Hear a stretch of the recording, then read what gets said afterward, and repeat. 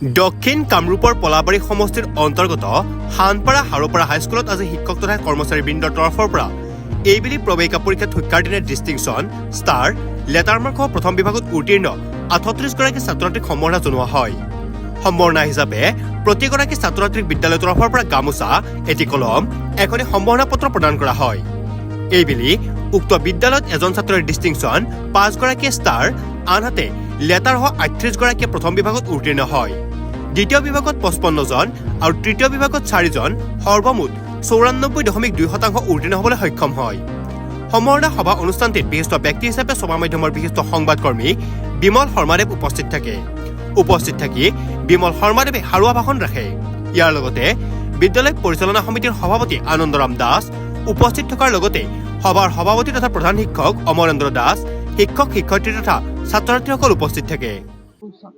শিক্ষক শিক্ষয়িত্ৰী ও কৰ্মচাৰীবৃন্দই আমাৰ গোটেইখিনি লগ লাগি আমি আজি আমাৰ বিদ্যালয়ৰ ৩৮ গৰাকীকৈ সুখ্যাতিৰে উত্তীৰ্ণ হোৱা হাইস্কুল শিক্ষান্ত পৰীক্ষাৰ ছাত্ৰ ছাত্ৰীক আমি আজি সম্বৰ্ধনা জনাইছোঁ।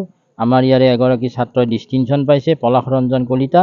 তেওঁ আমৰাংগা বৰিহাট চেণ্টাৰৰ ভিতৰত সৰ্বোচ্চ নম্বৰ লাভ কৰিবলৈকে সক্ষম হৈছে আৰু বাকী ৫ গৰাকীকৈ ষ্টাৰ পাইছে।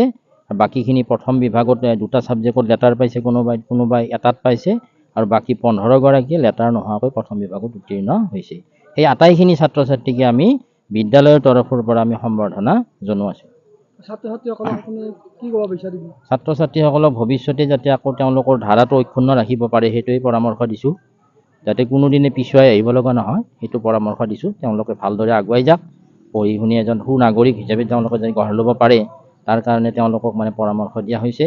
আৰু আজিৰ এই আমাৰ অনুষ্ঠানত জ্যেষ্ঠ সাংবাদিক বিমল শৰ্মাদেৱে উপস্থিত থাকি সুন্দৰ পৰামৰ্শ আগবঢ়াইছে ছাত্ৰ ছাত্ৰীখিনিক, বৰ ভাল লাগিছে।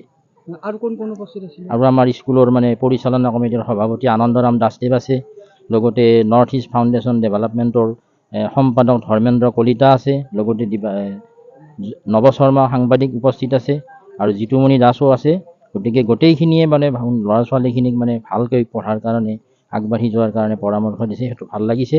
আমি বিদ্যালয়ৰ ফালৰ পৰা আজিৰ এই অনুষ্ঠানটো পাতি তেওঁলোকৰ পৰামৰ্শ পাই নথৈ আনন্দিত হৈছোঁ। আমি আপোনালোকৰ বিদ্যালয়ৰ শিক্ষকৰ অভাৱ কমি থকা পৰিলক্ষিত হৈছে, এই ক্ষেত্ৰত কি ক'ব বিচাৰিছে? হয়, আমাৰ শিক্ষক কমি আছে ছাত্ৰ ছাত্ৰী অনুপাতে।